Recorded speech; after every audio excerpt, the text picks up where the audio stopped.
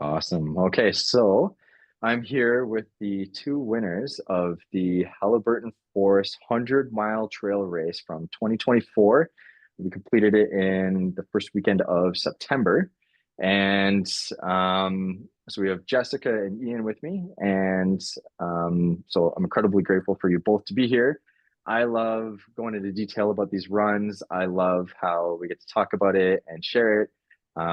The benefit for me is I get to pick your brains on what you're doing set because you two smoked me by a lot. And I'll tell you everybody what the times are. But now I get to learn what you did and hopefully it'll make me better. And when I get better and everybody's hearing this, hopefully they will get better as well because there's all these inside things.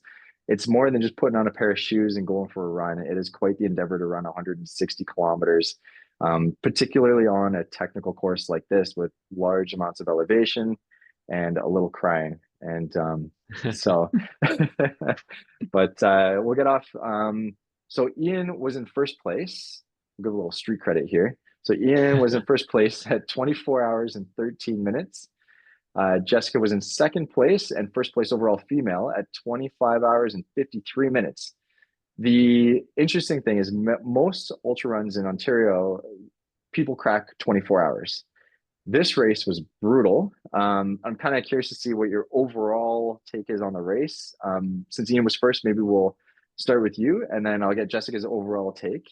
Maybe Ian, you want to maybe just if you have anything you want to introduce or tell us about yourself, you could do that, and then maybe give us an overall take on the 2024 Halley race.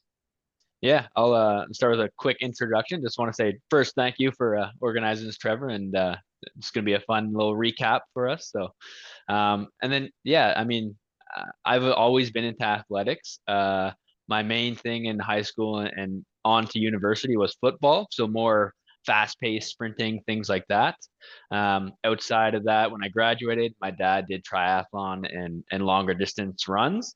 So I was like, oh, let me transition into that. And as COVID happened, everyone was hunkering down inside, and I was like, let me get out and just run.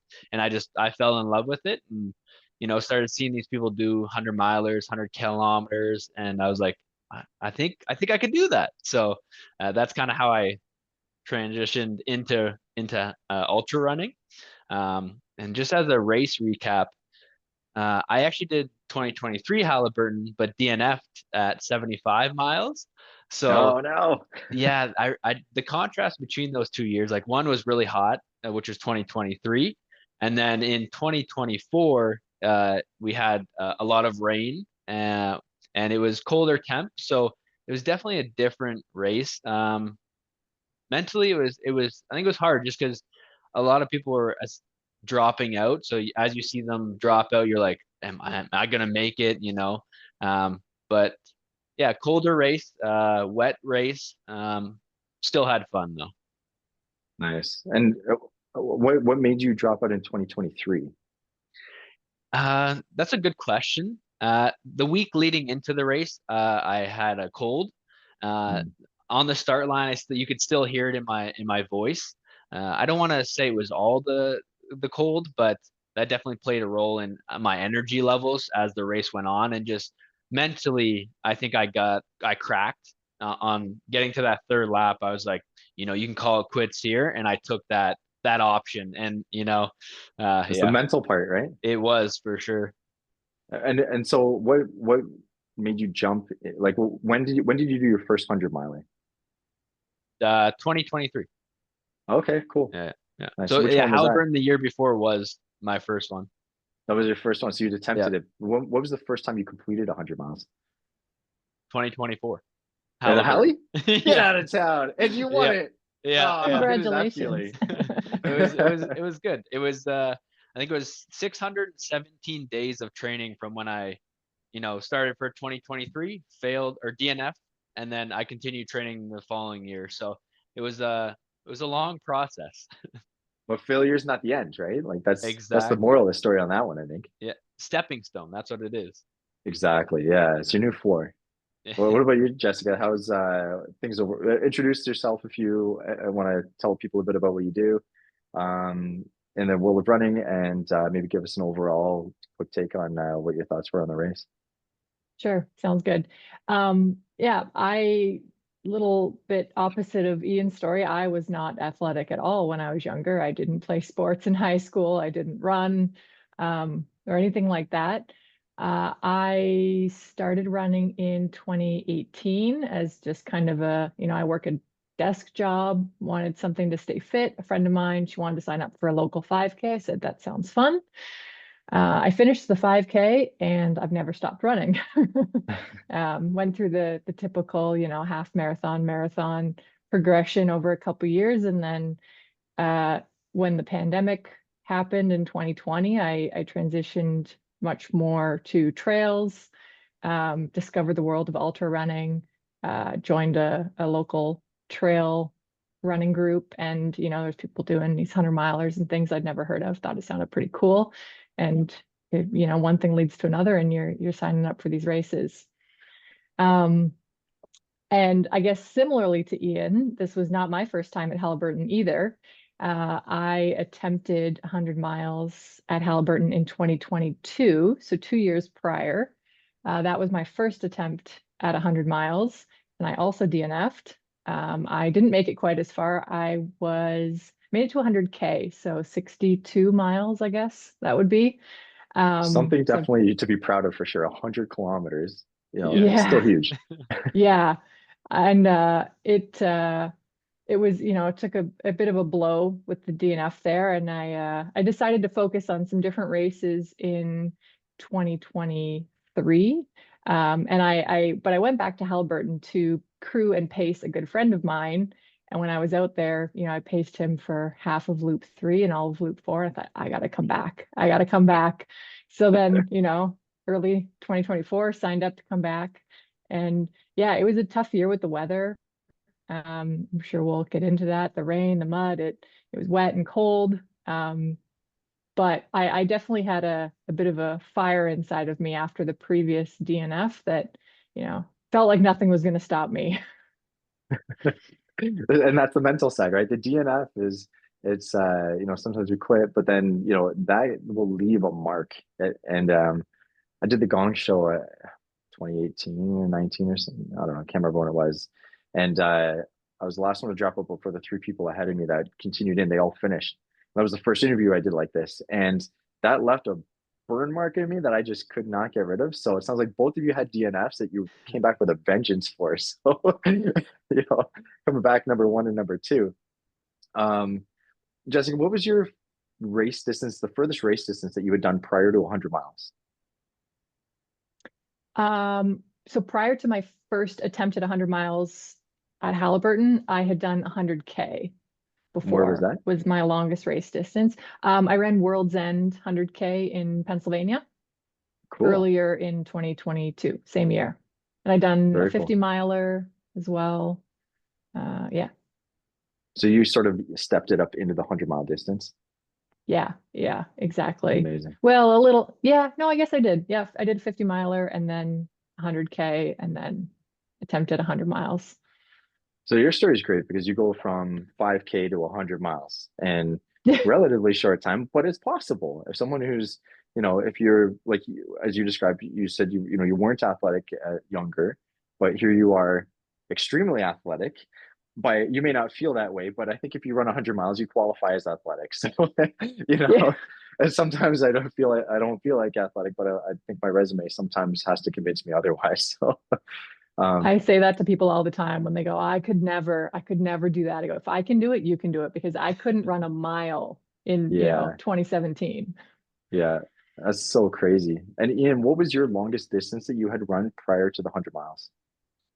Yeah, prior to the 100, my attempt at the 100, it was just a marathon. Okay, Yeah. perfect. So there's, 120-kilometer jump. So Yeah. there's quite a bit. Yeah. The And first 100, sorry, go ahead. yeah, I was the same as like when I started running for longer distances, I remember 10K, like 5K just felt terrible. Like I didn't know what zone 2 was or anything. So same as Jessica there, it's just like you're just going out there like what's going on here? Like this sucks and then I'm the same way. When I first started running, I was getting back into it. I had spent a lot of years. I was working on a trading floor, and we're just sitting at our desk for like 10 hours or more a day, eating junk for food, and very sedentary life. And I was young and I was starting to get high blood pressure and high cholesterol at like 27 years old. So I'm like, okay, maybe I should get back into it. But I didn't have a super athletic background, but I had some athletics and started running 5K and I was like face flushed and the inflammation. It was for hours afterwards for running a 5K. And now I don't even put on my shoes for less than 5K, you know? So like your body takes some time to adjust, but it can. And for me, before I ran 100 miles, the furthest I had run was 21K. And then I started training and I gave myself 3 months to attempt it. I did 75K and DNF'd. And then I did a full 100 miles the year after that. So there's some adjustment, but it works, right? Um, I wanted to get into the race recap and um, but I wanted to talk about the love from the organizers because this is kind of a unique race in a sense. There is a meal on the Friday night. We get together, we all share our background, everybody 100 miler talks. There is a lunch on the Sunday. Um, Crossing the finish line, we'll give you a hug. And that's so special after suffering for so long. It feels so nice. Um, is there any parts of the race that you really love that you're like, these guys put on a great race? Hmm. I can go first. I mean, I think all of the aid stations each have their own personality. Everyone, they've all got their own flair, and they go above and beyond to help the runners. You know, if I remember being at, I can't remember which aid station it was, but I was looking for a PB&J sandwich, and I looked at the table. They didn't have any out, and this woman said to me, you know, what are you looking for? I go, oh, do you have any PB&J? She's like, I don't have any made, but give me like 1 minute, and I'll whip one up for you right away. You know, they just always, you know, there to help. And yeah, they all kind of have their own little flair and their own unique, you know, the ones known for the 100 mile soup every year, that nice warm soup in the middle of the night. So good. So good. Yeah, yeah, exactly. So I think the aid stations really make it for me. Did you have a favorite food that you ate at an aid station that they provided? Probably the 100 mile soup. I've been thinking about that soup since I was there in 2022.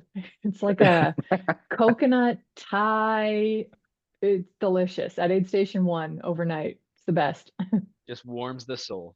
Yeah. Yeah. What did you, Ian, did you have a favorite food at one of the stations? Yeah, it's the soup. It is the soup. They're going to be happy to hear Yeah. that. She takes a lot of pride in it. For me, I think there were four. The soup was definitely amazing. I had two pieces of homemade pie at different aid stations, and the pie was phenomenal. So they brought it out a little bit later. You guys are too fast for the pie, so sorry, you didn't Yeah, I get didn't it. see any Yeah. pie.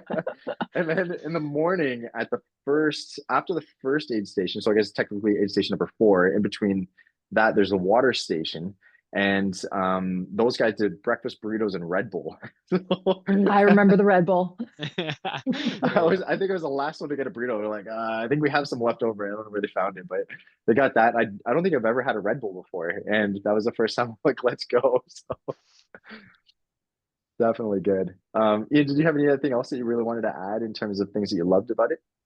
No, just to piggyback off of Jessica there, just the overall event itself, like it just is organized so well that like you know what you show up, you're doing this at this time, bag pick up, drop it off here, and then yeah, everything's just well thought out, well explained. Like yeah, there's no, you know, you get those pre-race nerves. That kind of all goes away when you're with everyone, with the organizers. Like they take that stress away from you and you can just focus on the race itself, which is very nice.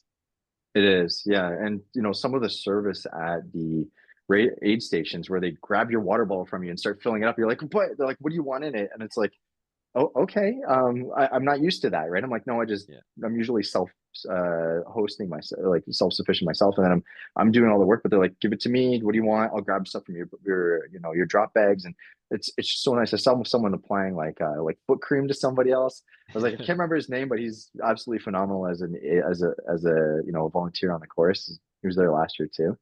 Amazing guy, and a hot shower afterwards is probably my favorite thing. That's really as a facility to have. I think that's really enjoyable after suffering for a very long time. But my time. So if Ian ran it in just over 24 hours. Jessica ran it just under 26 hours. My time coming in at 12th position was 31 hours and 11 minutes. So, the difference between first and 12th, which number 12 for a race is, in terms of numbers, isn't that bad, but it took me a lot longer than you guys to finish it. So a hot shower was very welcome, especially after the cold and the rain. Definitely a difficult environment. So those are some of the things. Why don't we go over the race itself, the course, and maybe you could walk us through um, what your thoughts were in terms of uh, different parts. Maybe walk us through the course if you have favorite parts. Walk us through that. Difficult parts. My favorite half was I like the first half of the race through the hills. I kind of like that rhythm. A lot of people don't, but that's my favorite. Can't remember who I just had first. Why don't we go Jessica for first on this one, and then we'll pop back to Ian for the next one. Sure. Do you want me to give a bit of a like overview of the layout of the course? I guess Yeah, I don't that'd know be if we've great talked about. if you can. Yeah, sure. So it's a 4 loop course, 4 25-ish mile loops, I'll say.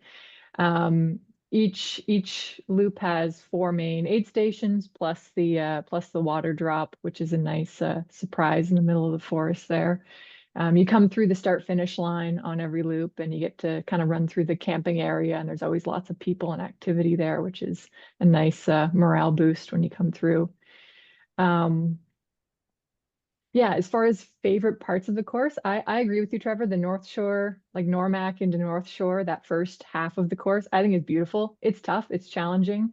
The first half, the hills are kind of front loaded, I would say. And as far as the more technical section, it's definitely in that first half. The back half, you get a little more runnable sections of sort of double track, wider trail. But I do really like that first section. Um,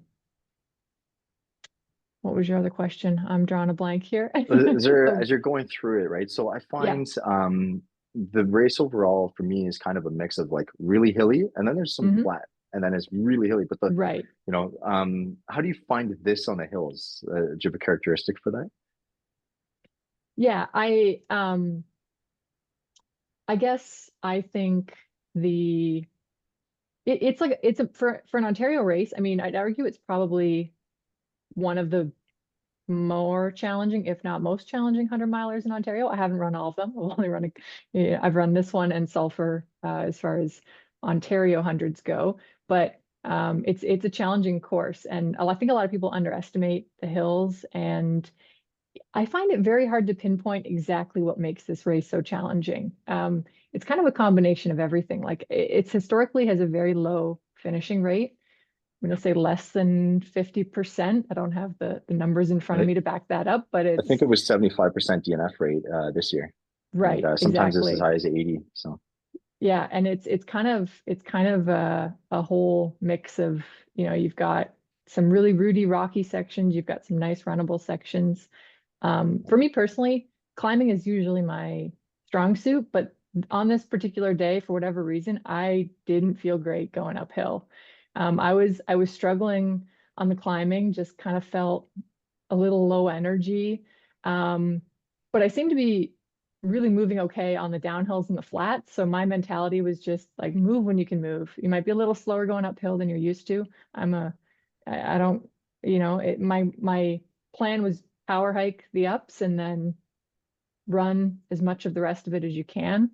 Obviously that, only lasts so long. The running to walking ratio definitely swings as you go through the race. Um, but yeah, something that typically is my strong suit, I felt like I was struggling a bit with on the day. But then the downhills, which normally after a while really wear on me, um, seemed to feel okay. Even into like loop 4, I was still able to run most of the downhills. A little slower, a little more cautious, especially as conditions worsened. Uh, but yeah, it was just my goal was just, run when you can run, and that's all you can do. I think that's a big part of it, right? Just do what you can, and eventually you finish. Like I made it into the cutoff. I ran 80 kilometers, and then I walked 80 kilometers. So, Yeah. still finishable. And my times weren't great, but I was dedicated to committing to finishing it, and no matter what, because yeah, I figured they'll either pull me off the course because I'm dead, or I'm gonna finish this thing and sprinting or whatever. I can walk it out. So that's sort of my mentality. But it sounds like you share a very similar mentality, just one step at a time, do what you can do. Definitely. Yeah. First loop was probably a lot more running than walking. Um, I don't remember exactly what my time was, somewhere between 5 and 5.5 hours probably for that first one. And then they each got progressively slower, which I expected. I think the first three loops though were pretty close to what I had planned. My kind of goal in the back of my head was sub 24. Didn't quite squeak under it. Almost two You were hours within over. 10% though. So Yeah, but I was pretty well on track, definitely through 50 miles. And then it was kind of that third loop that, things start to slow down a bit. And by loop four, I was lucky I had a pacer. So I picked up pacer, I guess halfway through loop three. So I had him for the second half of loop three and all of loop four, which was great. And he kept me moving when I wanted to walk. He was making sure that, uh, you know, I kept moving as fast as I could, which was a challenge at times, but yeah, I was definitely grateful to have a pacer. that's amazing. Yeah, it's cool. And we'll touch on pacers in a bit as well. So, but thank you for mentioning that because not everybody has a pacer and people don't even know what that are. So, what that is. So, we'll definitely dive more into it because I have questions on that as well. I've never had a pacer. All So, right. yeah.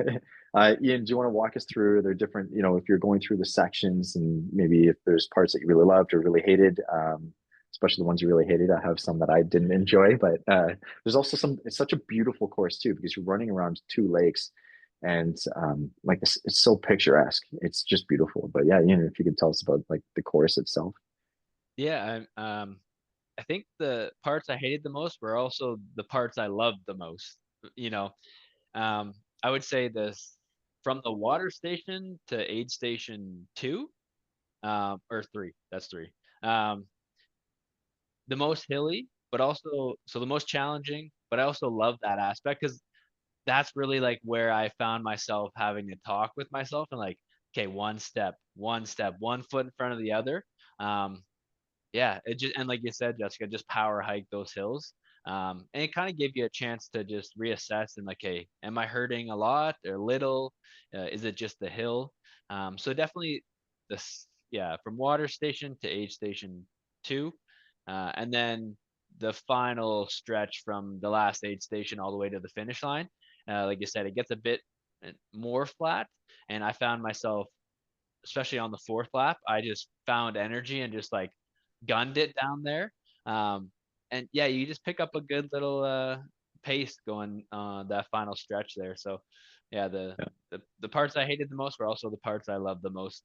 So That's cool. Yeah, and just so people know, when we're talking about aid stations, the 100 milers you start at the start finish line, then you go to aid station four. There's a water station, then three, then two, then one, and then you're back at the start. So, you know, the majority of people running are not 100 milers. There's a lot more people running all the other distances. But from aid stations, our first aid station is actually station number four. So, but I agree, they're all fun, really nice people and welcoming as well. So, but yeah. I think for me, those long sustained climbs where you're climbing for like it feels like 20 minutes sometimes. It's up those long, almost like a logging road, and it's long, and then it gets steep, and then steep. Um, in terms of technicality, some of the other climbs, like they're really steep. I was sliding down as much as I was climbing up on some of them. They are, I think that's the big difference. It's a lot more elevation compared to Sulphur Springs, about, I think I want to say 50% more. And then Tully in the Valley has some nice rolling hills. That was my first, well, I guess my second really long run, but it was, to me, when I first did it, it felt very hilly.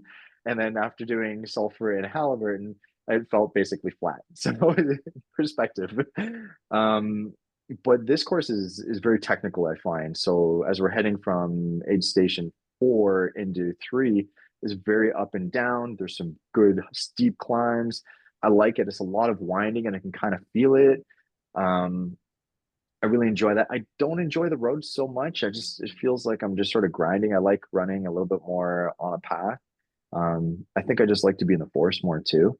And but some of those so once you've done that, and then all the root section in the last part when you're getting through it, especially when you get tired, I am tripping over everything and I'm just smashing my feet. It is that's angry for my toes. I do not enjoy that part, but you get tired, you don't pick up your feet as much as you should. You're like, oh yeah, I was totally over that. You trip, and you're like, nope, I missed that completely. So, Yeah, and you get all um, the coverage of the leaves on the ground too that time of year, and you're like, yep, okay, it's slippery. I can't see anything now. That's good. yeah, yeah, totally.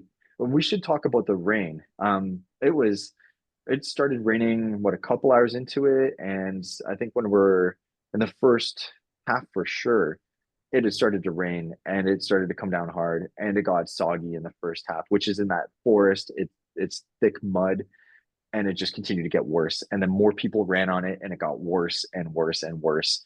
Um, it was nasty in terms of sliding and for me, I found I stepped in, particularly in that first half, you step into the mud and then your foot would underneath the mud would be a rock or a root and you'd be sliding down the sides. I'm trying to keep a pace and that really got to me more mentally than it did physically. I was heading into this injured from doing 200 milers before, two different races which were 100 miles each, and I hadn't fully recovered. I was still kind of injured, and so I'm having a massive pity party, hence the walking the second 80K. The woe is me, and but I was committed enough to finishing it. But how were the conditions for you? Maybe you could talk about how the wet and the slippery impacted you, both maybe when you're running and also climbing, and then so the wet and cold. But then you could also touch on what it was like with the elements and staying warm or hot, and how you're dressing on that. Maybe Ian, you want to start on this one?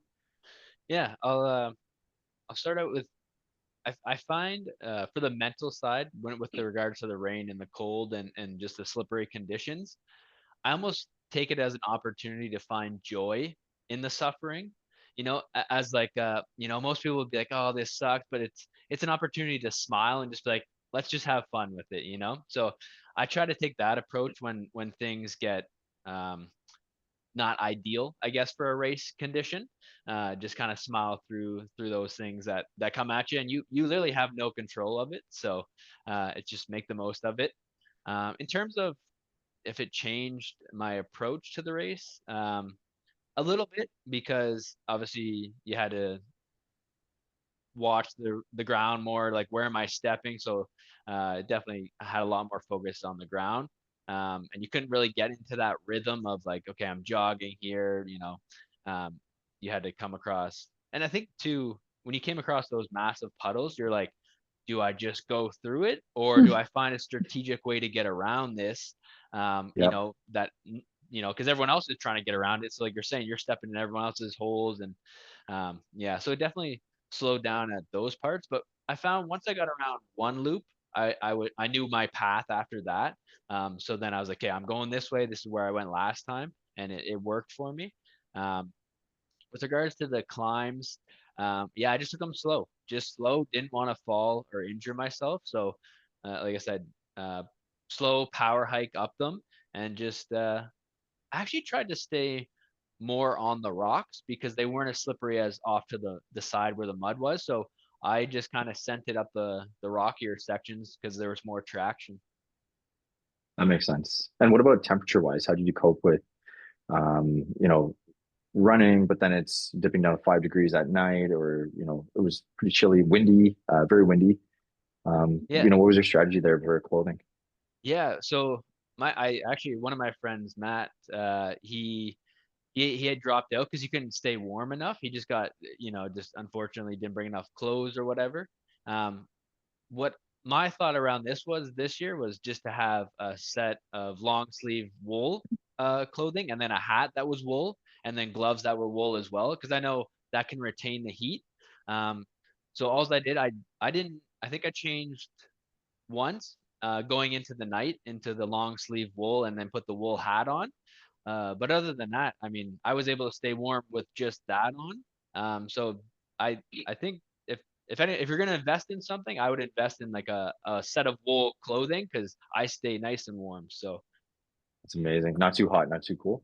no, exact. I mean, and there's a little zipper, so if I got too warm, I just a little zipper, let the heat out, and yeah. Amazing. And what about you, Jessica? How was the conditions on slipping, hills, and what's your strategy for staying warm or not too hot? Yeah, I guess going into the race, this was 4 for 4 for me last year with rainy races. It was the fourth race I had done and the fourth one that was rainy and muddy. So I kind of thought, well, here we go again. Like I've been through this a few times already. I've, you know, you figure out what works and what doesn't, and we're just going to try to make it work. And the daytime wasn't too cold, which was nice. It was rainy, but it wasn't that cold. It was nighttime where the temperature really started to drop. I had a raincoat that I put on at the start line, and I didn't take it off the entire race. I don't Wow. typically love if it's too warm running with a waterproof rain jacket, you can get really hot. But it was kind of just the perfect temperature that I was all right in that. And I like, during the daytime, I always had like a ball cap on because I hate when the rain is kind of getting in my eyes. So I like having that brim. And luckily overnight when it got colder and I needed like a toque, the rain had kind of stopped, so I didn't have to do the toque over the ball cap look. Um, but as far as the slips and the slides, I had one fall. Um, it was on the first loop, and it was a section where you're kind of going down some rocks, and then you cross a little creek, and then you kind of go back up the other side. And on the down, I stepped on it was a flat rock face, and then my foot just slipped out from under me, and I kind of went right down on my butt. So I was pretty cautious on the rocks after that. I was trying to stick to the dirt and the mud a little more than the rocks, just because I had that fall and it was, stuck in my head that the rocks were slippery. Um, but yeah, the ups, and the interesting part with the course, you mentioned this earlier, Trevor, is that other runners are going the opposite direction. So, sometimes you're going up a hill and it's muddy and you're trying to get traction, but somebody else is coming down that same hill. Also, you're kind of vying for the same good path and having to pass around each other. Um, but I found, take it slow. And just like you said, Ian, after loop one, you kind of figure out where the good parts are and what path you want to take, which definitely helps. As far as my gear, I kind of touched on it a little bit, but yeah, I had a rain jacket on the whole time. I did wear shorts the whole race overnight. It got cold, but I decided not to put tights or pants on. I did change my shirt underneath the rain jacket once going into the night. My thing that I struggled with was my hands. I couldn't keep my hands warm at night. My gloves kept kind of getting wet, like rain through. I didn't have a good pair of waterproof gloves. In hindsight, I wish I had some good waterproof gloves. Um, Luckily, my pacer had a good uh, kind of shell glove that I ended up putting over top of mine. And once I had those, I was pretty good. But yeah, that loop four, I got cold. Um, I put another jacket over top, the toque, the gloves. I definitely I think it was from aid station two, so kind of halfway through the loop to the finish on four. I was really struggling to stay warm that last stretch. Probably could have used the pants, but at that point I was like, I'm almost done. I hadn't taken my shoes off yet. So I didn't want to change my socks or touch my feet. I thought if I put pants on, I got to take my shoes off. So let's just keep moving at this point. That's fair. As yeah, for me, I was because I was walking the last part, I was getting cold. So I wasn't even gonna bring pants because I just love to just run in shorts, and I only brought them as like my running tights on the way as a plan to wear them on the way home in the car. And I'm so glad I brought them because I needed them so bad. So, but you make an interesting point there, Jessica, where you said that you fell. I'd never fallen on a race before, and this was the first out of six of them that I had a fall.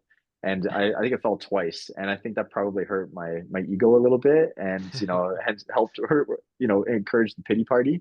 And I was just like, this is not going the way I wanted. So, And but it can shake you a bit. Like it kind it of does. shakes your confidence on the trails once you've had a fall. It does. And I was worried about getting injured and stuff. I'm like, but you guys were also at 24 hours, you would have had to keep moving quite well. and that would help you stay warm. So if you're, I was resolved to walking, hence lower temperature, so I needed to bundle up a bit more. But that sounds like, so keep moving, and it forces you to stay a bit warmer, but then you don't need to bundle up as much either. So, um, Jessica, you're a fellow glassware. What do you do when were you wearing contacts or were you wearing glasses on the day? Do you remember? Neither. I never run with my glasses. My prescription's pretty light and they're for distance only. So I'm usually the trail right in front of me, I'm fine. So I typically don't wear them. I've had a couple races where going, after not wearing them for so many hours, I can get headaches sometimes. So I have put them on overnight, but I didn't end up using them at all Okay. in this race. What about you? Do you wear contacts or you wear your glasses the whole time? I wear my glasses the whole time, and when it's raining, they get, messy, and they get water droplets in the vision, or like they get foggy sometimes. It fogs out. But I think your strategy is better in terms of how do you manage wearing glasses? You just don't. So I can see the trail 10 feet in front of me. It's fine. It's all I need. fair enough. You know what? I should probably try that one time. My prescription is a little bit strong. It's not bad, but I might be able to get away with it. I've thought about contacts, but I'm worried about them getting, my eyes will get dry after a certain amount of time. And I'm worried Yeah. about, nothing is clean. My hands are disgusting. So I'm worried about getting stuff in my eyes and getting an infection or something. So you can use drops or they just get foggy and dirty. So I've stuck with glasses, but yeah, I'm glad you're just trucking through. So um, food wise, what do you eat on your runs? Jessica, what do you eat? Solid food? And then what do you do for liquid and hydration? So I get a lot of my calories through gels and liquid calories. I typically try to have a gel every hour. And then I use Tailwind hydration mix. So I'll usually both my bottles in my vest, I'll have Tailwind, 2 scoops in each. That's 400 calories in the 2 bottles. And my goal was to kind of get through the 2 bottles between every aid station, and then also have 2 gels between every aid station, which kind of would get me my baseline caloric needs, I would say. And then anything that I'm taking from the aid station is kind of bonus. I tend to gravitate towards the more carb heavy, like I mentioned PB&J sandwiches earlier. That's always a big one for me. Grilled cheese, uh, anything with bread really is kind of what I gravitate towards. I don't typically love the sweet stuff, or the super, potatoes. Sometimes just a little too dry and bland. And pierogies, I love pierogies, but again, sometimes I can find they're a little dry and hard to get down in a race, especially later on. Your mouth gets, uh, you know, eating becomes a challenge. So I try to get mostly as much as I can from gels and liquids, and knock on wood, I don't usually have any stomach issues. And then I just something I can grab and go with from the aid station. That's fair. Are you with the tailwind, are you doubling up the recipe in terms of concentrations? I do 2 scoops in a 500 ml bottle, Yeah. which I think is the high end of like their recommended. They say 1 to 2 scoops, I think, on the Yeah. package. Yeah. Um, the odd time I do 3 just to kind of get some extra boost in there. Overnight, I was using the caffeinated Tailwind and I was doing 3 scoops of that in one bottle. Kind of have some It's go high time. high octane overnight. Oh yeah, and Red Bull. We talked a little bit about Red Bull earlier. I'd packed a few of those, um, and definitely had a couple cans of Red Bull overnight. I struggle with staying awake, so I need the caffeine to get through the night. Yeah. No, I agree. And it sounds like, so, you're bringing liquids and you're uh foraging at the aid stations for solid food is what it sounds like. Yeah, yeah. Okay. That's fair. And what about you, Ian? What's your strategy for fueling on solid and liquids? Yeah, so I'll take it back to 2023 first, where I tried to do more liquids, and my stomach actually turned on me around lap 2 or 3. So in 2024, I changed it up a bit. I tried obviously during my training runs to eat more solids and just to see how that affected me. So yeah, I tried to do oatmeal cookies. I actually really enjoy out there. Bagels with just some honey. Um, what else? Oh, and then I used the Boost, like energy drink, not energy drinks, but the Like meal nutrition replacement drinks. yeah, thank you. Um, tried those out, and I can just get like half of them down. It kind of just gives you some extra like nutrients in there as well, which is nice. Um, but it can be, I guess, an issue. I've heard some people that's a problem for them, just with the protein in it. So gotta be careful on that. But yeah, same thing as Jessica. I just kind of peruse at what's at each aid station for solids as well. If I'm kind of sick of what I've been eating or I brought by that point around like lap 3 or 4, I'm like, okay, these cookies not doing it for me anymore. So I'll just pick up whatever's at each aid station. And then for liquids, I like to do the 500 ml bottle of water with maple syrup as well in there. I find that's a good energy boost. And during this or last year's run, I would drink it and I was like, it kind of tastes like birthday cake to me. No idea why, but I was just loving that. So I stayed on the maple syrup. And then uh, at some of the aid stations would do like some Coca-Cola, some pop, and then just electrolytes. So, and of course, water.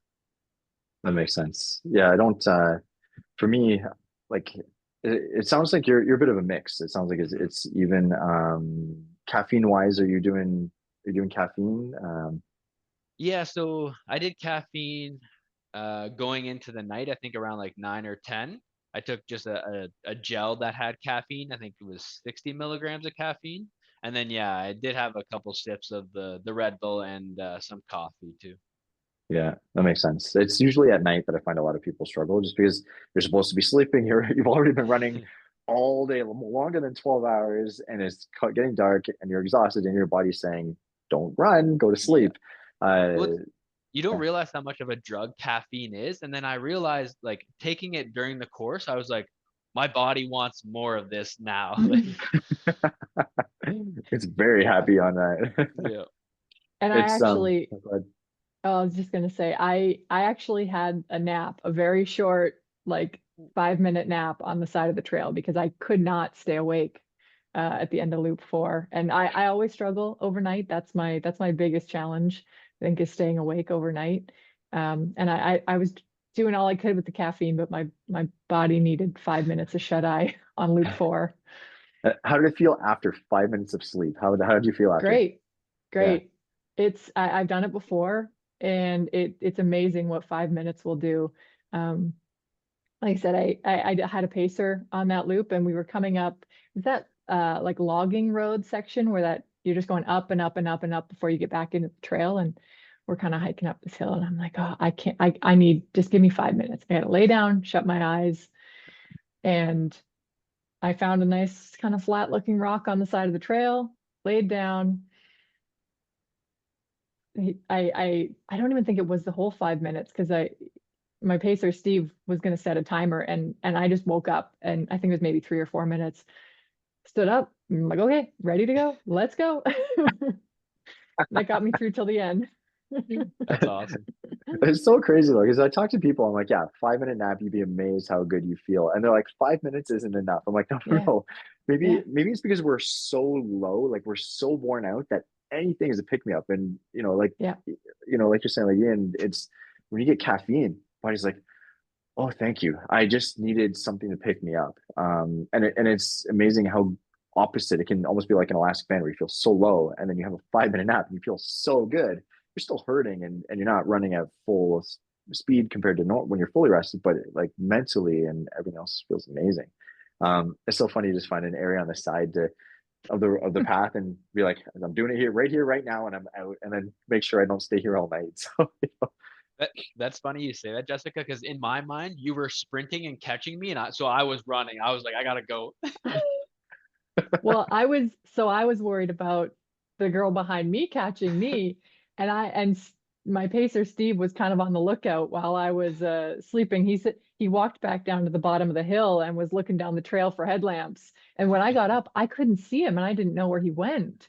But he had just kind of gone around the corner down the hill, and I called out his name, and he heard me, and he came back. But it was the same thing. We thought somebody was right on my heels, and it was yeah, 10K to go. I just couldn't quite pull through. I needed that 5 minutes. Well, just so you know, by the time you finished, the person behind you was an hour and 6 minutes behind you. So, not in the world of ultra running, that's kind of on your heels. But Yeah. it's crazy when you think about the timing, about how far apart first, second, third are. It's pretty crazy, and that must have been terrifying. Being, you like go to sleep and then you wake up and you're alone. I thought I was dreaming.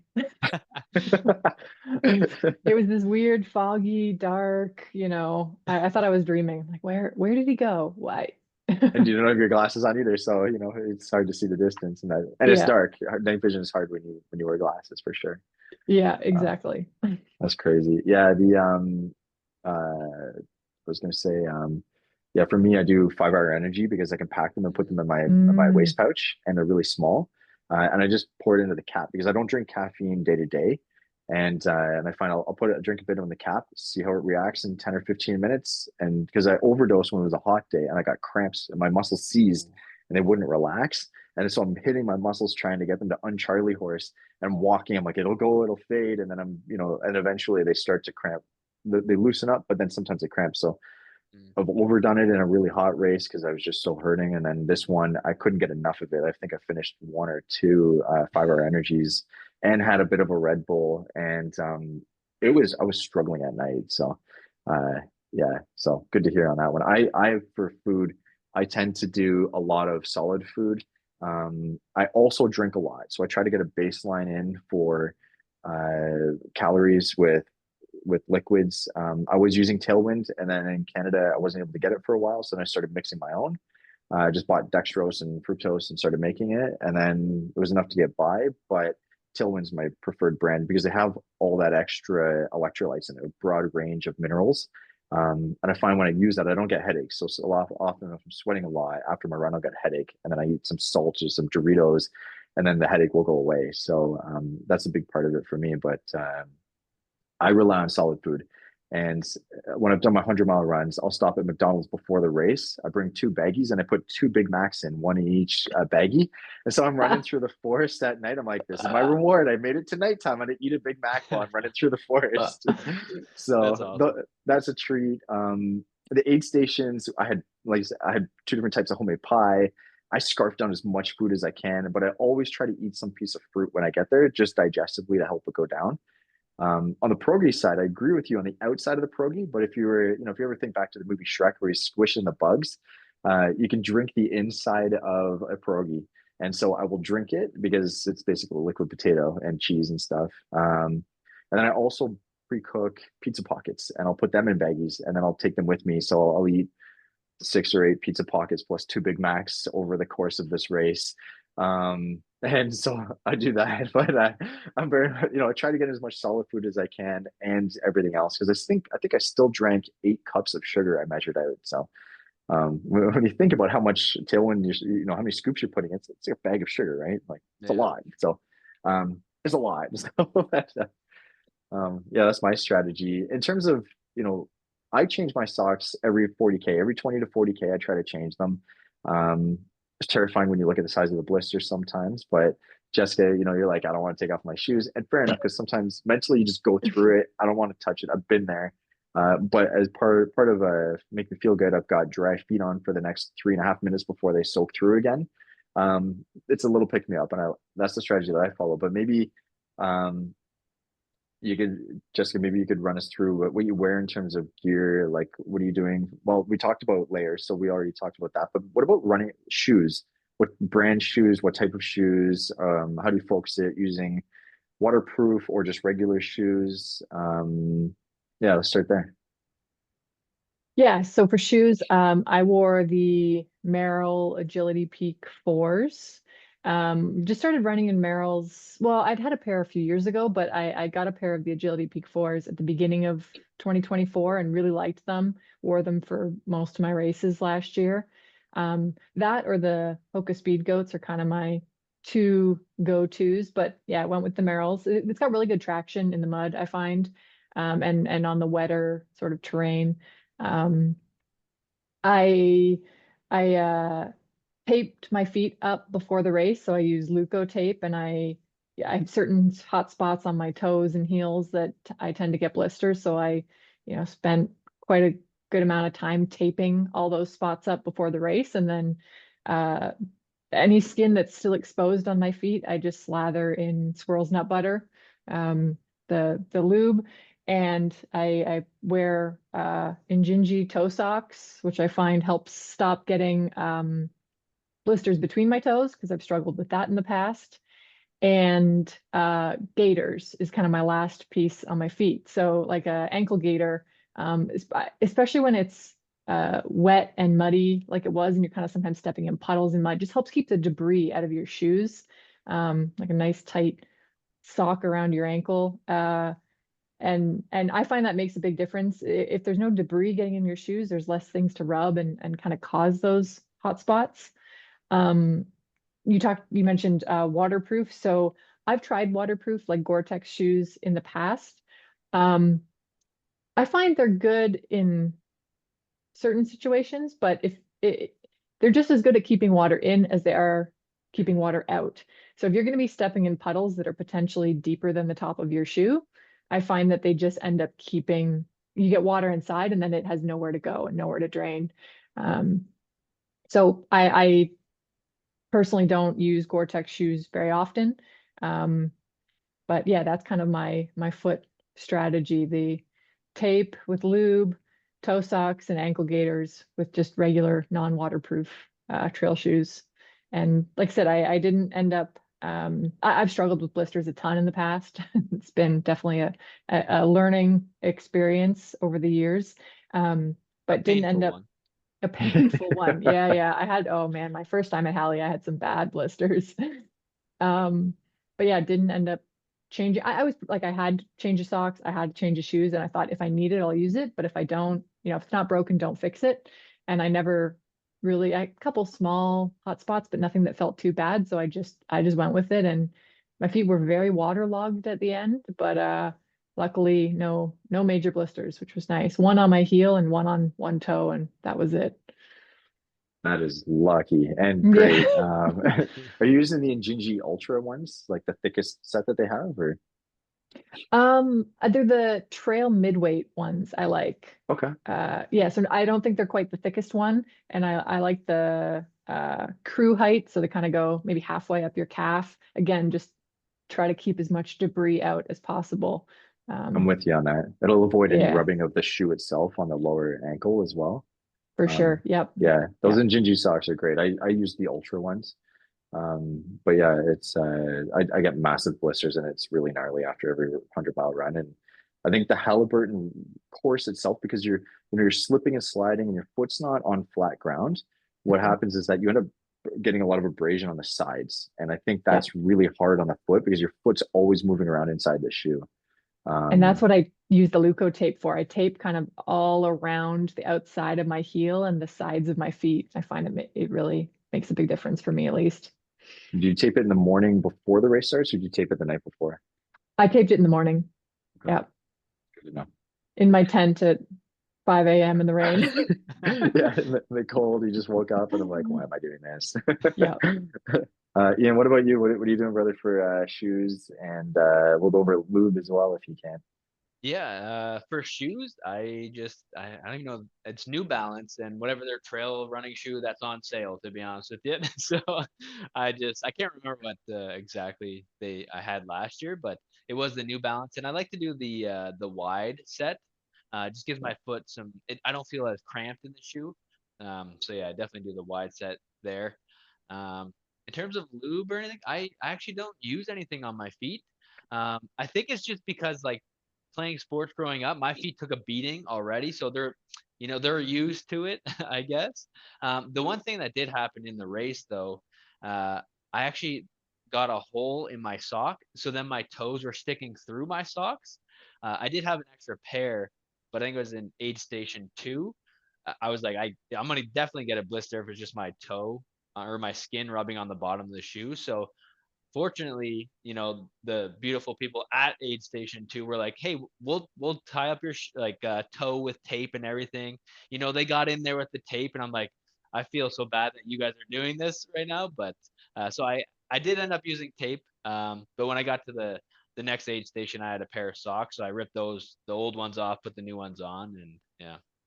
This is what I'm talking about with the service of these aid stations. There's these people, Hmm. your feet are like trench foot. It's disgusting. They smell beyond anything. And and here they are with a smile on saying, it's okay, I've got your foot. And Yeah. it's just next level. So, like, bless you, aid station people. And Yeah. thank you for keeping us going. But yeah, it's I use I don't use loop so much. I don't use tape, but I do use the Injinji socks, which I find helped. I use the Ultra Lone Peak. I don't do, oh, Ian, so you're not doing Gore-Tex, right? You're not, just using regular shoes, right? Yeah, just regular whatever the trail shoes are. Just Yeah. obviously for the grip. But no, yeah, rainproof, waterproof, nothing like that. Okay, cool. Yeah, I found it with Jessica. I have tried the Gore-Tex, and when the water gets in, it's great because it can't get out because you have a membrane there that's preventing it. So I find if you're going to do anything other than, and I find it's also hotter in a Gore-Tex. It doesn't allow the air. So on a hot day, you want it to flow out. And if you're on a really long run, you're in there for a long time. So if you're running through a bit of dew in the morning, like it'll dry out eventually. Uh, so I'm not too worried about the morning dew. And if it's going to rain, I definitely need it to, X go out of the shoe as much as it's going to go into the shoe. If you're over top of the top part of the shoe, you're going to get soaked. And with a regular shoe, it just has more places to go out. But yeah, I'm a big fan of Gold Bond for basically like any hot spots. And I just put a ton of it in my shoes, and I pre-sock, preload out my socks, and then change them every 40K. So the nice thing with Gold Bond is that it gives you this tingly feeling, and so it kind of feels fresh. You're like, oh, that's neat, and it smells good. So it's really the nice thing at the end is you can take off your socks and it doesn't. It actually still smells pleasant-ish. And but yeah, because I think having this conversation and seeing pictures, you forget how horrible you smell at the end of running and sweating for 24 to 32 hours, and like you're just covered in sweat and dirt, and like it's disgusting. It's so horrible from that part, but it's such an amazing experience to say I've run 100 miles. What about, so pacers? We talked about pacers. A pacer is when someone comes in and they're going to run with you alongside you. They're not racing it, but they're going to join you on your run. And they're, in most races, you're allowed to have them once it gets dark. And so they're coming alongside you, and it can be maybe I think Jessica last time. Did you have a pacer this time? No pacer.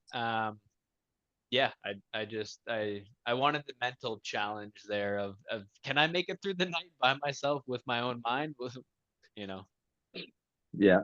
And how was it through the night on your own? it wasn't too bad, but I think that's because I had the 2023 experience of like having that time by myself at on the night loop for loop 3. So I think the experience of whether you're doing it as a practice run by yourself at night or whatever does help because then you're like, okay, I've been here before. This is what I'm gonna feel. I'm gonna question like, is that a bear moving in the bush or is that just my mind? Those things don't spook you as much. Yeah, so practice definitely does help when you're doing the night run portion. That's true. And did you find, so on in Haliburton, I find like I could be in the forest for 2 hours and not see or hear anyone sometimes. Like you could be on your own for a very long time. No issue. Like it's one respect, I kind of really enjoy that. And it's well marked. I think you said what, every 30 steps there, if you've gone longer than 30 steps and you haven't seen a marker, you've gone the wrong way. And it is true. It is well marked. And believe them, no matter what you say, no matter what you're thinking, if you haven't seen it within a very short amount of time for marker, you're off course. So get back on immediately. Um, so that's really important. And but yeah, just being on your own for that long can be tricky sometimes. Jessica, have you had have you done one on your without a pacer? I know you mentioned you had a pacer this time. Have you done one without yet? Yeah, so I've done, I guess between my first DNF at Haliburton and then this finish, I've done 3 other 100 milers in between there. Um, I guess, yeah, I have had pacers, well, pacers or kind of just like had been with another runner overnight. I ran QMT, Quebec Mega Trail 100 miler, I think it was 7 weeks before Haliburton. Wow. And so I didn't I'd gone with a group of friends, and so there was three of us that were running the race, and we kind of ended up we separated at points. We happened to come back together, and then the last like 50K we ended up staying together. And actually one of them had a pacer, so we kind of had a little crew of us all together overnight. That's Um, nice. so I didn't have a That's really planned good. pacer for that one, but it was kind of more just that's how it worked out that I was with a couple friends, which was nice. That's amazing. And the trail community is so amazing. And that's part of what keeps me coming back is the people. And they're so Mhm. encouraging and welcoming and warm. And, so to be running with a group, I think is amazing. What's it like? What was it like running with a pacer at Halley? You mentioned that you were getting, you're wanting to stop and slow down. And how does a pacer, like, what do you expect from a pacer, and how did they help you that you found was good? Someone's thinking about pacing somebody else. Like I'm going to pace a couple people this year, so I've never done it. Yeah, I think the key with pacing is have that conversation up front between runner and pacer on, like, what are your expectations? Do you want the pacer in front? Does the runner want to be in front? How hard do you want me to push you? Like, having some conversations about how the race is going to go ahead of time. I mean, things can always go out the window, but having those conversations ahead of time can really help. In this case, I had some lofty goals. I was hoping in the very back of my mind for that 24-hour finish, which I knew was going to be a big push. I knew it was going to be tough. And I had a goal that I wanted to do well. Like I knew what the women's finishing times typically were, and I thought if I had a good day, I could potentially be up there with the top women. And so, yeah, I had said, like, to my pacer Steve, that I wanted him to push me, and that's what I got. And when he joined me, um, I was in second place for the women. So there was one ahead of me, and so she wasn't too far ahead though, and he kind of looked at me. We've been jogging along for a few minutes. He did how are you feeling? Any injuries? How's everything been going? And then he kind of looked at me and he said, "All right, you ready to run?" That's amazing. It was like, oh boy, here we go. So he pushed me pretty hard. We ended up passing the other woman that was ahead of me, Probably not too Celine, I far. think. Yeah, yeah. Yeah, she's a Um, beast. She's so good at it. She's had she, some great run times. So Amazing, amazing. yeah, Yeah, and her and I had kind of yo-yoed. I was ahead, and then she was ahead. She went off course. I ended up jumping ahead.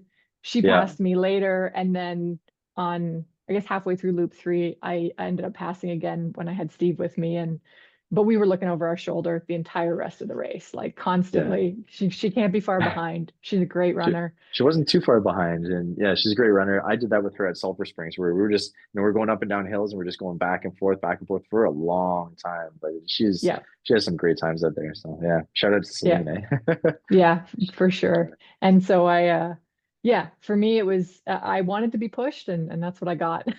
Nice. That's cool. That's great. Have the conversation beforehand, check in initially when you get there, see how it goes, and then be like, okay, how hard do you want me to push you, and just go, because like your mind's starting to fade.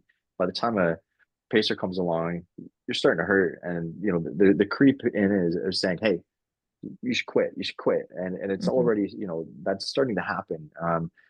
Then there's the other part that says I'm not quitting, and then you're having these two conversations at the same time with yourself, but then I think with the pacer, if they're not careful, they can either push too far or they can encourage you to not push enough. And then, I think that's probably a really important dynamic to make sure that they're doing the right thing. And you can be almost nonverbal at some of these points too, because it's very difficult. So, but yeah, that's what I found. So I haven't had a pacer, but I'm looking forward to doing it twice. So, hopefully Does the people the that I'm running with, yeah. when you get the pacer, did you find it adds like an element or like a boost of like confidence for you when having that person come in, or like just knowing that they're like a rock or like a secure point for you, wherever you're at in the race mentally. Definitely. Yeah, it was a mental and energy boost, I found. You know, I kind of I knew where he would be joining me, so in my mind it was like just get there, and then you've got company. Like the entire rest of the way you've got company. Um and once I did have him join me, I definitely had this like renewed energy boost. I'd been running by myself almost the entire race up until that point. I mean, you guys know how it is out there. The runners get very spaced out. And so I'd run the first loop couple times. I'd kind of been side by side with some other guys and yo-yoed a bit, but for the most part, I'd been running all by myself. So it was nice to just have some conversation, have someone to talk to. Um, and yeah, definitely a nice boost. And I mean, Steve and we've run together a lot. I've paced him before, he's paced me before, so we kind of know how each other operates, which helps too. You know when to push and when to back off. Yeah, that's really cool. Even the aid stations, but anytime I see people, it picks me up. I'm like, Such a hey, boost. another runner, anything. Yes, Well, yeah. if they're really Hmm. suffering, then I'm like, you're doing great, but I'm not. And it's like it makes me feel like I am. So yeah, no, that's a really great dynamic. I wanted to jump into training. What was your training like leading up into it? I can't remember who I did last time. So one of you wants to pick go first. Yeah, I'll jump in. Like I said, training didn't really stop from 2023 on. I mean, I took a break there. Um, I think I ended up doing 16 weeks, like really ramped it up before Haliburton. And training, what it looked like was just went Tuesday, Wednesday, Thursday. We take a break Friday, and then 2 long runs on the weekend. And just, yeah, progressively got longer and longer on those weekend runs. Um, I think the longest weekend runs I had were 3 or 4 hours, and then on Saturday and 3 or 4 on Sunday. Most of my training for those long runs I did at Hockley Valley. Um, the only reason I did Hockley Valley is just because the winner in 2023, which I think was Wade, um, Yep, he trained up there, and I was like, oh, yep. okay, I'm gonna go up there and train. Just I think you get a lot of elevation gain, kind of mimics Haliburton a bit. So I did a lot of training there, and it's just a nice it's a nice running trail, I'd say. So yeah, just kind of Tuesday to Thursday runs every day, and then Saturday and Sunday. That's cool. Yeah, I'd echo with you on the Hockley run. I've done that loop once. It's a fair bit of elevation. When you look at the measurement of it, it's on par with Halliburton, maybe a bit extra for if you were to extrapolate that over to the entire distance. But you're going to get some good climbing in there and a lot of ups and downs. So that makes sense. And it's interesting you didn't do any like really long runs, like 2-3 hours are your long runs. So that's interesting to hear. Yeah, I Um, think the longest I did was 4 hours. So yeah, I just found from training the year prior, I did I think 5 or 6 hour runs, but I found there was diminishing returns at a certain point. So I found the sweet spot for me was 3 to 4, and obviously everyone's different. I also tried to incorporate a lot more nighttime runs, so like running later in the day versus always doing it when I'm fresh in the morning. Because I found in 2023, I was like, oh, I don't have energy, at mile 75. Well, I don't have anything from practice to go off of being like, oh, you felt like this, at the end of a work day, but you still did your run. So I found incorporating, morning runs, night runs was definitely beneficial. yeah, it's a good point. Night running can be lonely, especially even during the week. Running for an hour in the forest on your own or anywhere on your own when it's dark out can be challenging. What about you, Jessica? What was your training like leading up into this? You said you had QMT 100-mile 7 weeks beforehand. That's not a lot of recovery time heading into Halley, and Halley's a beast. So, what was you were probably tapering, you were recovering and then work up and then tapering probably in short order. Yeah. I was just thinking back on the calendar. I think it was 9 weeks. I misspoke earlier, 9 weeks between the two. But yeah, I had a busy year last year as far as racing goes. I had really good training, I would say from like January. to May, I ran Sulphur Springs 100K. So I had a good solid like 5 months, 4.5 months leading into that. I injured my knee at Sulphur. Uh, so I between Sulphur and my next race, which was QMT, I had 5 weeks. So the Mhm. 100K was kind of a stepping stone into the 100 mile. But 5 weeks I learned is not a lot of time, especially when you Nope. hurt yourself and you don't run for the first 2.5 weeks of those 5 weeks. So I basically had 1 to 2 weeks of training kind of in the middle there. I think I did like a 30K long run and then it was taper time again for QMT. I ran QMT at the beginning of July, which was very challenging race. I think my time was like 34 hours and change there. It's a Um, long time to be on course. long time to be on course. Yeah. And it was a Friday night start. So I went through 2 nights, which was a new experience for Ooh, me.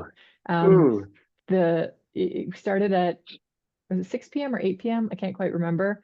Um, but then that was Friday and I finished Sunday morning, like after the sun came up. So 2 sunsets and 2 sunrises was That's how long I always say. I'm like, I've seen, we start Saturday morning most of the time, and sometimes you finish. I'm like, on my runs, they're so long, you see 2 sunrises, and you guys saw 2 sunsets, 2 sunrises. That is wow. yeah, That's that it's a was long time to be on course.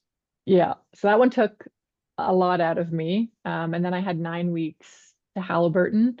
So again, I took probably close to 2 weeks of no running. Maybe late in the second week, I started some easy running.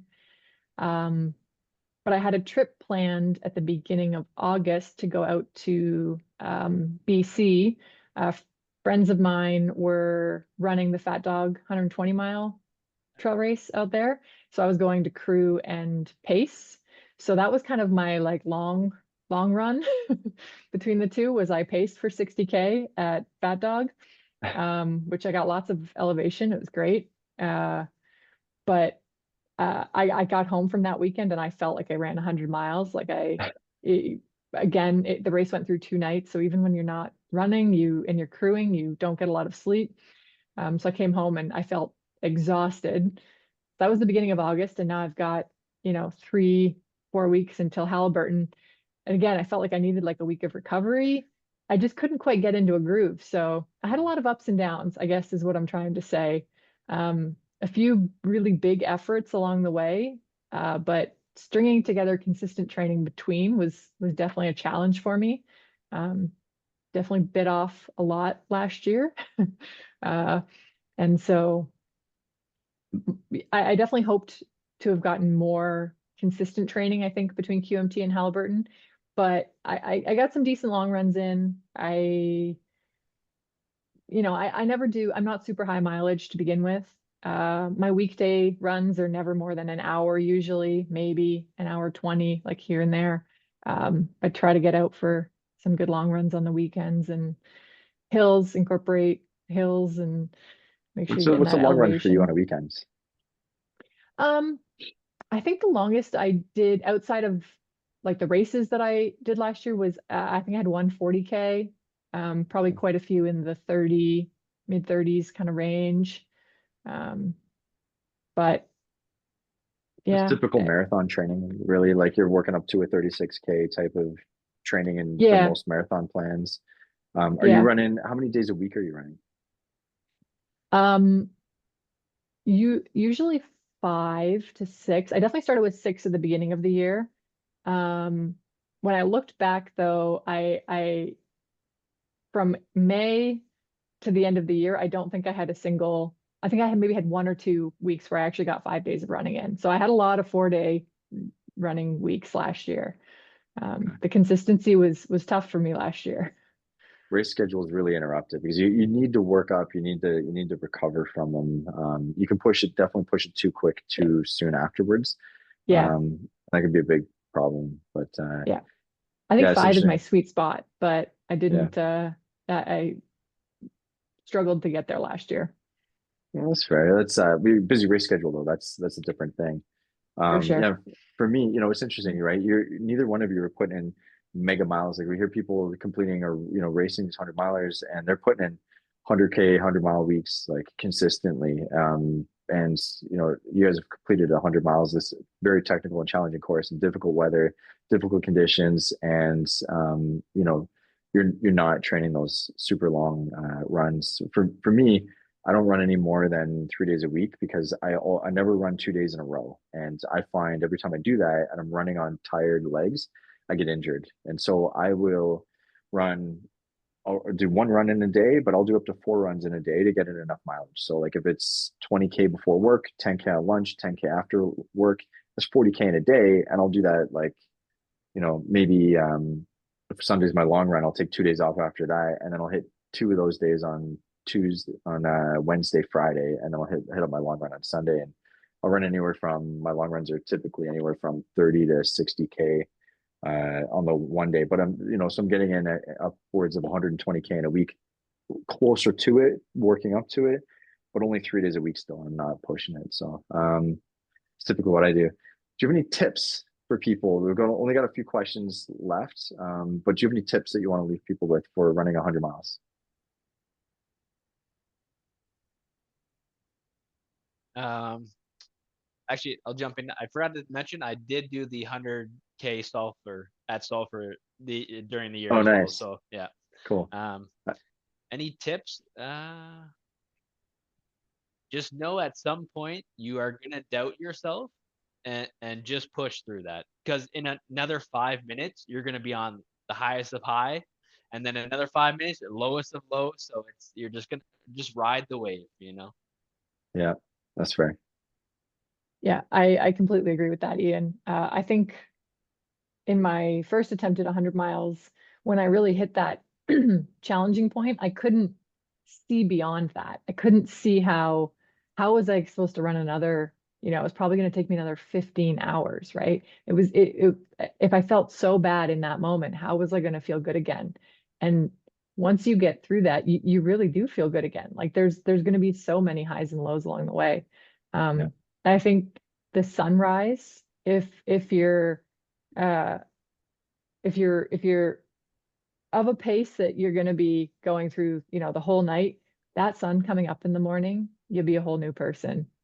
Just make it to sunrise and, run when you can run and walk when you can't, but always keep moving. I think that's a big thing. You can lose a ton of time at aid stations.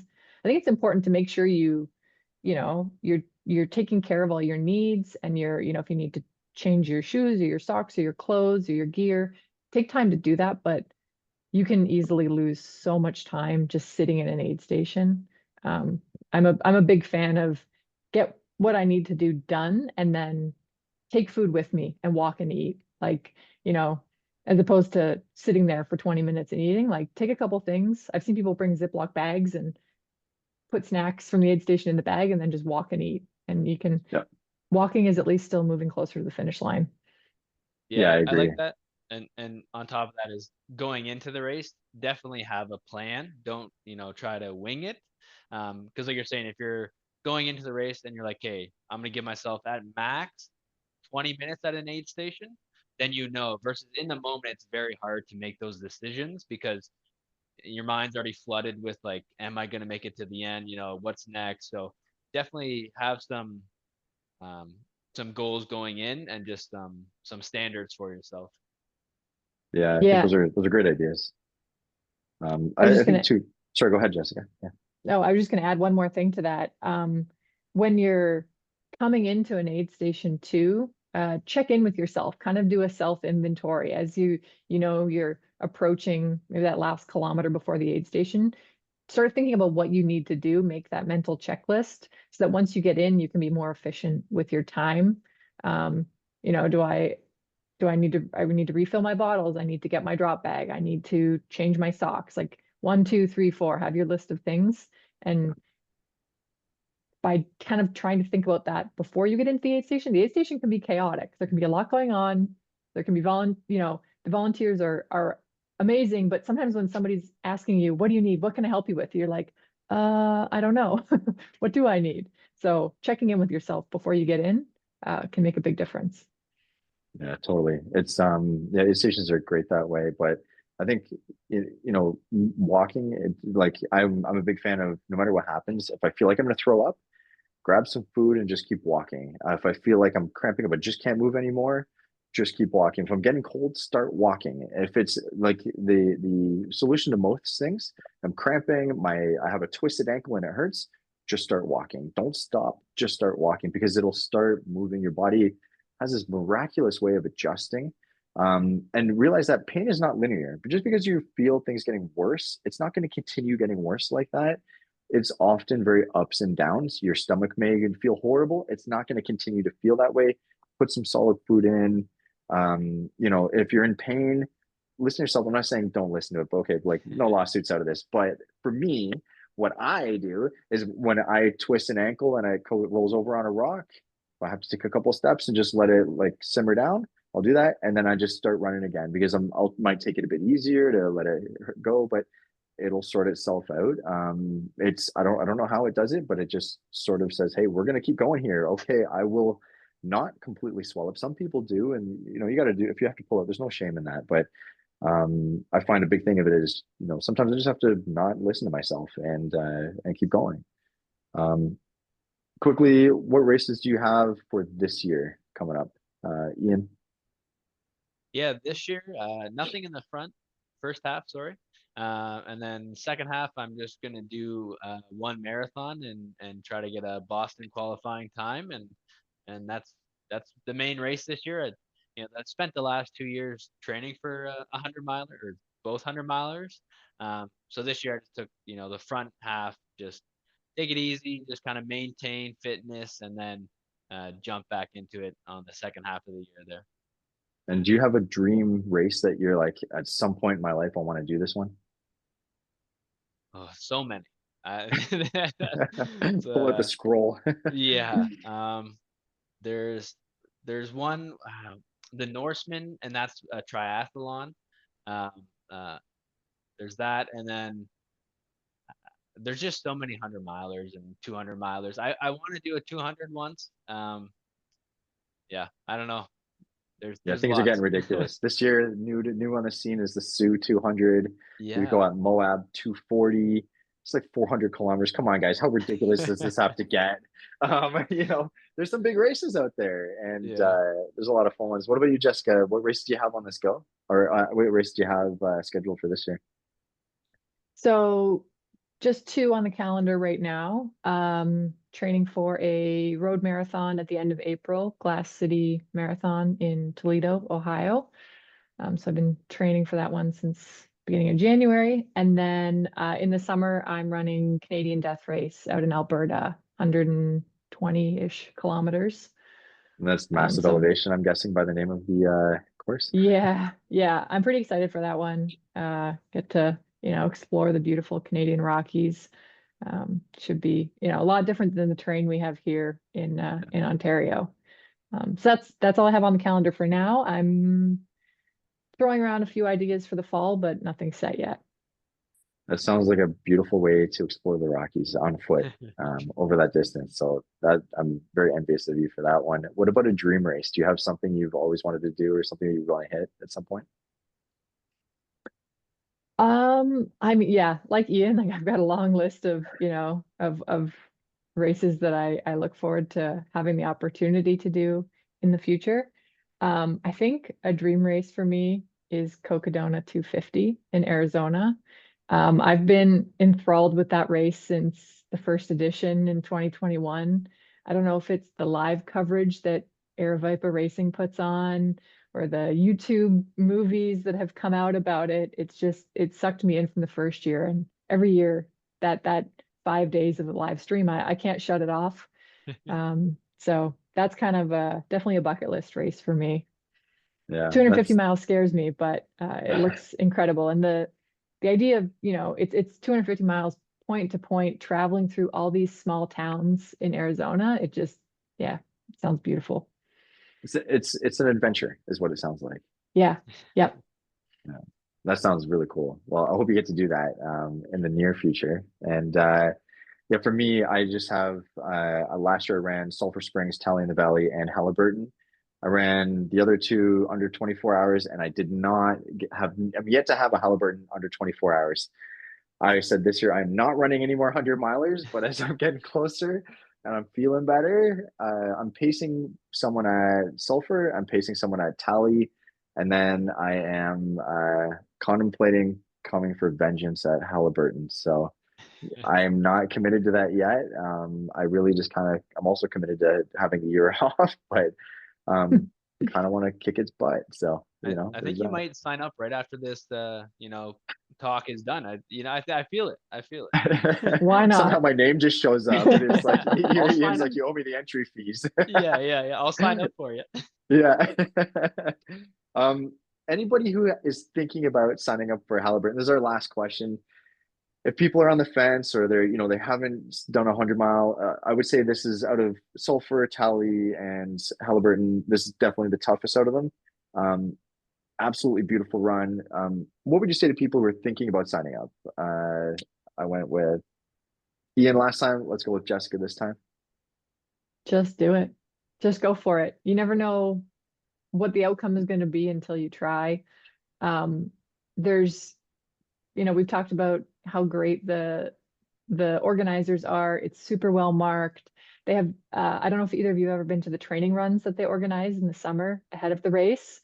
I didn't go this year, but I've been the 2 prior years. Even last year when I wasn't running it, I went just for the experience. And you can go out there and preview the course, run the whole loop if you want, or you can do a part of the loop. They meet you out there with water and snacks. It's, you get a little mini training camp out of it.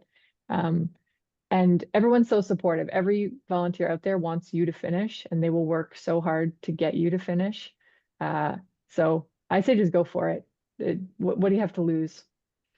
That's a great piece of advice. Like, and you know, if you think about the timing of it, you can almost walk it in that time. I Mhm. basically did. So, Yep. if you can make the cutoff and you can say I ran 100 miles, even if you just walk it, you're just stay with it. But yeah, what about you, Ian? Anybody thinking about signing up when they're on the fence? What would you say to them? Yeah, I think yeah, just like Jessica said, just do it. Just put your name down, and there's no shame if you get 50 miles in, 25 miles in, whatever, and you DNF.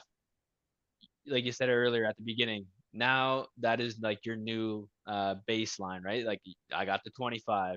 So that gives you confidence. Now you have a little bit of confidence. Use that for your next thing, and just keep using that momentum and building off of that.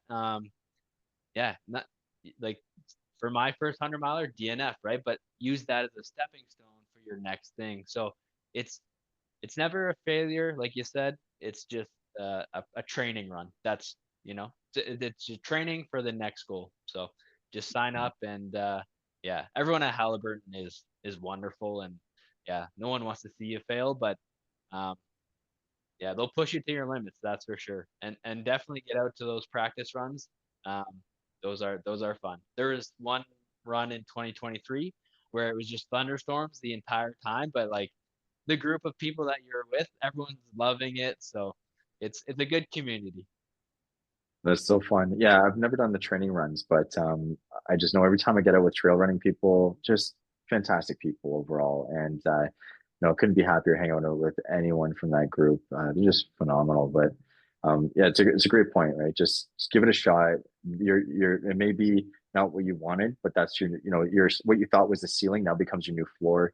I actually look at all races as actual training runs. They're tempo. It's no different than a tempo run. You're just doing it on a trained course, but you're training your body. So, I think anybody who like, we can live on the sidelines all the time. We could say, oh, I could have done that. I should have done that. I would have done that. But there is life is short. You don't know when you're going to die. But if you live a long time, I don't want a list of unaccomplished things on my things that I wanted to do but didn't. And I didn't know. I almost didn't run Tally. I ended up winning that race, and I was going to quit. I wasn't even going to sign up for it because I was doing Sulphur and Haliburton, but I was like, oh, I kind of love them. I don't want to go that long, so I signed up for it. And then I was like, you know what? There's a concert on. I want to go to this concert. I almost canceled, and I almost didn't run tally, and then I ended up winning it, and I have this trophy from it. So you don't know what's going to happen. So put yourself out there and try. And amazing things happen when you live life like that. So you two are great examples of it. Very different backgrounds, very different amounts of running. Training is not as what you would think. It's, people aren't spending their entire time running. Neither one of you are putting in 150-kilometer weeks consistently. I'm not either. And we're still pulling these things off. I think the mental aspect is a big part of it. It's okay to have blisters. That's normal. But that's okay. But you guys crushed this race. You gave a phenomenal interview. So I appreciate you both for doing this. You're going to help me out a bunch with my running. And I hope, as anybody who sees this, I hope that it helps them out with their running too. So there's a lot of intel here, how to get things done. But stay on afterwards and I'll just quickly chat with you guys. But I want to thank you both for being on and letting me interview you and pick your brains, and phenomenal race for both of you. So my hat goes off to you. Congratulations. And, I look forward to seeing what you guys do in the future. Congrats to everyone Thanks. who finished that Haliburton last year, and to those who will finish it in the future. And thank you, Trevor. For sure. Yeah, thanks again Amazing. for organizing. Yeah, thank you both.